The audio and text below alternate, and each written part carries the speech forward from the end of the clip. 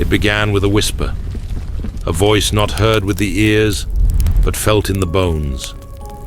In 1456, a lone monk in the Bavarian Alps claimed he had found the secret, an ancient method to control demons. His name was Brother Matthias, and his diary, hidden for centuries, tells of a night when the darkness itself came crawling to his door. The villagers feared him. They said he spoke in tongues when no one was around, that his candle never flickered, even when the wind howled through the stone monastery. But what truly terrified them was the night they saw his shadow move, even though Matthias himself stood perfectly still. One stormy evening, desperate to prove his mastery, he invited 3 noblemen to witness a demonstration. In a candle-lit chamber lined with scripture-covered walls, he etched a strange symbol into the floor, one not found in any holy text, yet somehow radiating an undeniable power. He then chanted, his voice a blend of Latin, Greek, and something far older. The air thickened, the candlelight dimmed, as if something unseen drank the glow from the flames. Then, a low, guttural voice answered from the darkness. Matthias did not flinch. He lifted a simple iron ring, murmured an incantation, and, according to the nobleman's accounts, the voice stopped. The air lightened. The presence recoiled. The monk had done it. He had controlled a demon. But what happened next would ensure his story was buried in obscurity. Before we step into this unsettling reality, make sure to like this video, subscribe to the channel, and declare your awareness by writing in the comments. The unseen is watching. This one act will ripple through the darkness and send a signal that you refuse to be blind to what lurks beyond. If you dare to uncover the truth, stay with me till the very end, because what you'll hear in the final moments might just change everything. Back to Matthias. One of the noblemen, greedy for power, demanded to know how the trick worked. Matthias refused. Days later, he was found lifeless in his chamber. No sign of struggle, no wound, just a look of utter terror frozen on his face. His diary disappeared that same night, or so they thought. Centuries later, fragments of his writings surfaced in an obscure archive. Scholars dismissed them as medieval superstition, yet the descriptions of his techniques bore eerie similarities to ancient Hebrew and early Christian exorcism rites, methods hinted at but never fully disclosed, even in the writings of the Church Fathers. Could it be that Matthias had rediscovered something long forgotten? A lost technique hidden within the folds of Christian tradition? You might be wondering, why haven't we heard more about this? If such a method exists, wouldn't the Church have preserved it? Or was it erased on purpose?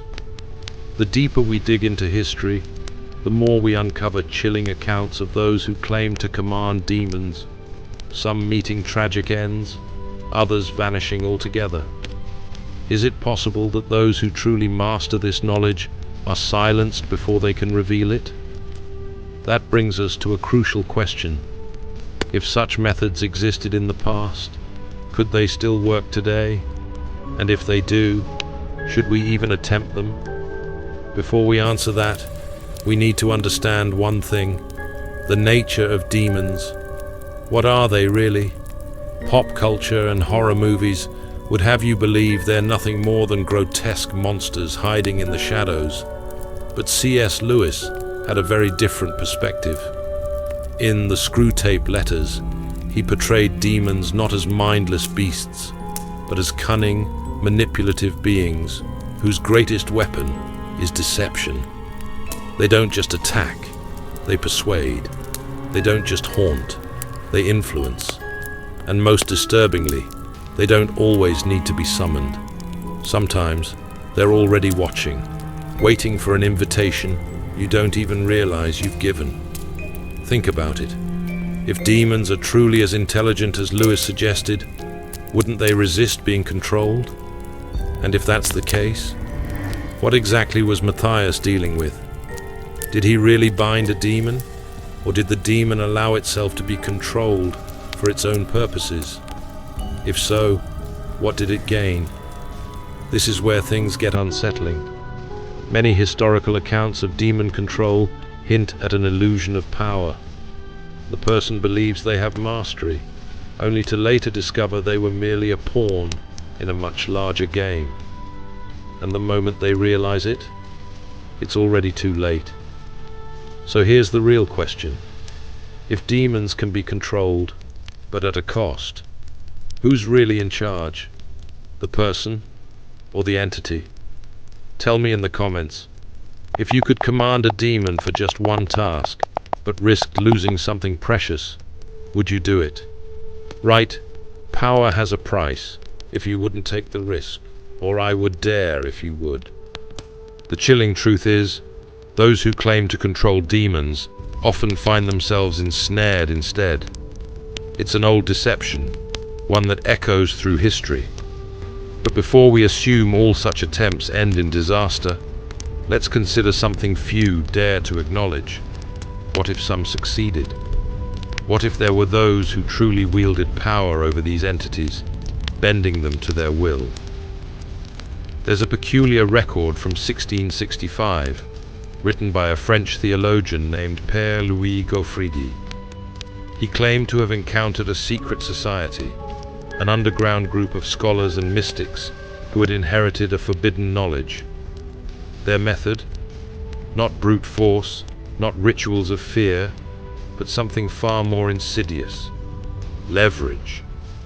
Demons, they believed, operated on strict hierarchies. Even within their ranks, there was betrayal, competition, and ambition. If one could uncover the weaknesses of a particular demon, its fears, its grudges, even its rivalries, it could be manipulated, controlled.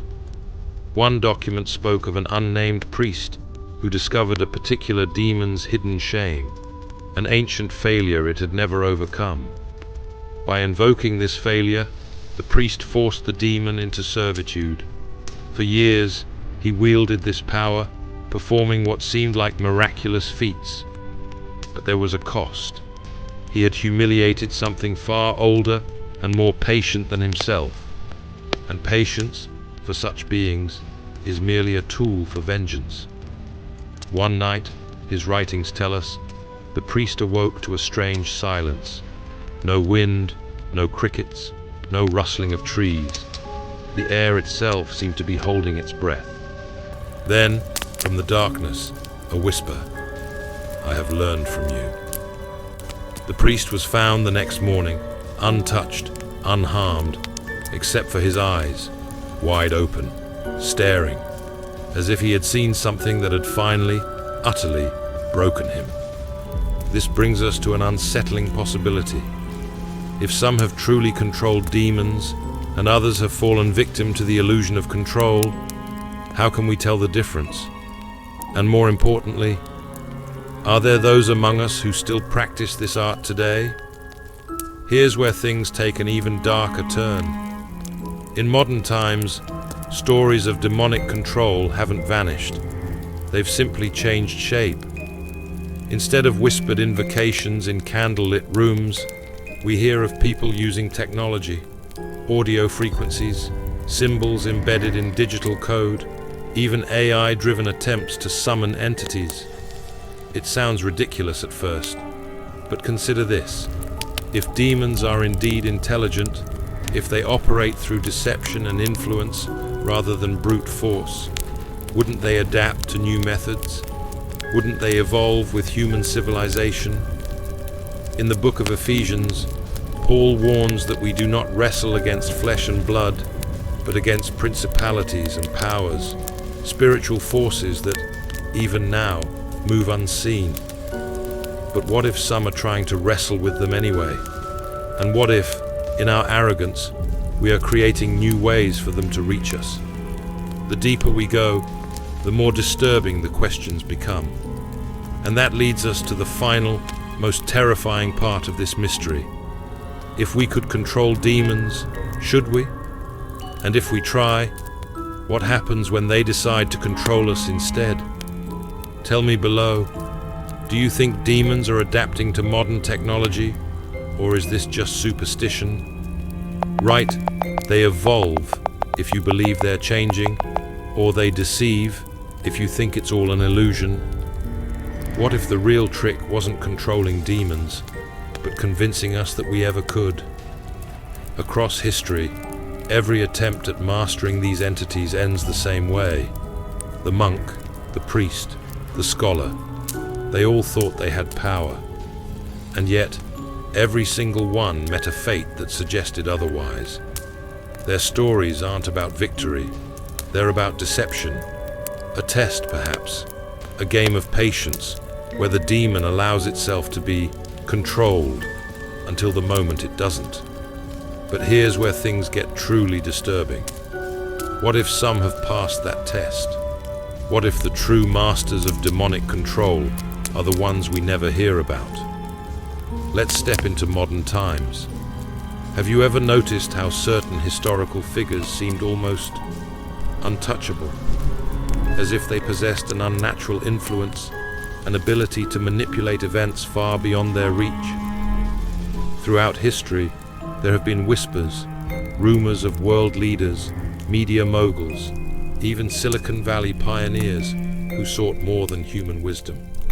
Some claim they made a pact, a trade, an arrangement. But here's the catch. The most successful ones wouldn't be caught. The ones who failed, those are the ones who become cautionary tales. C.S. Lewis himself warned of this in the Screwtape Letters. His demons didn't just tempt humans with sins of the flesh. They guided them toward a slow, willing surrender. They didn't demand obedience. They made it seem like the victim's own idea. And perhaps that's the real horror. What if the most effective way to be controlled is to believe you're in control? Think about it. We've seen ancient monks scribble symbols, secret societies mutter incantations, modern tech enthusiasts experiment with bizarre frequencies. What if all of this, the rituals, the symbols, even the modern attempts, is just an illusion, a lure, like a fish swimming toward a hook, convinced it's the one in charge? That brings us to the final question, the one most people don't dare to ask. If demons have spent centuries perfecting the art of deception, how would we even know if we're being manipulated? You see, the true horror isn't possession, it's persuasion. The most dangerous demon isn't the one that growls from the shadows. It's the one that whispers, "You're the one in control." It's the subtle influence, the ego-stroking guidance that leads you exactly where it wants you to go. And if that's the case, then maybe the greatest trick of all wasn't convincing the world that demons don't exist. Maybe it was convincing the few who seek them out that they're the masters. So now, it's up to you. Do you think there are people in power today who have learned to control demons? Or do you think they are the ones being controlled? Right masters, if you believe they hold the reins, or pawns, if you think they are just as deceived as the rest. This next video is handpicked just for you. YouTube knows you'll love it. Or dive into this C.S. Lewis playlist for even deeper wisdom. And hey, don't leave without subscribing. Your journey has just begun.